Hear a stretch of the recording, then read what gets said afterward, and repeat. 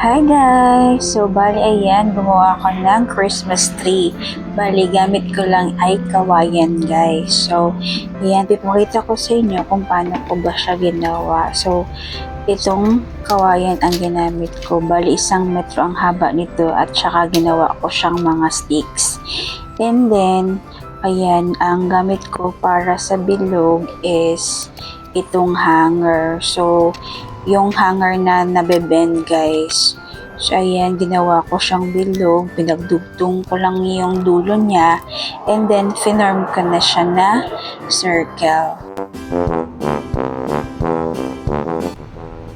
And then, ayan guys, dinikit ko na yung mga sticks sa finorm ko na circle gamit itong scotch tape.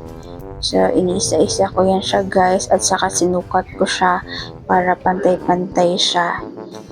Yan.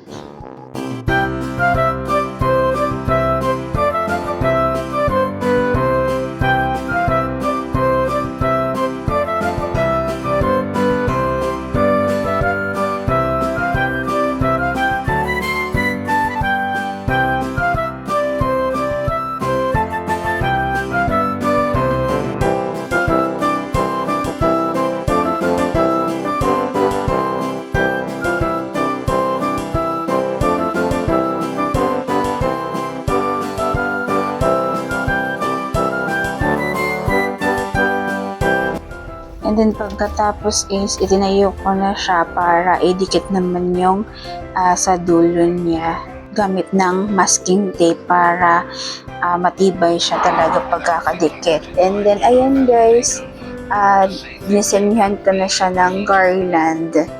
And then dinisenyahan ko na ang buong Christmas tree. So ganito lang siya kasimple guys.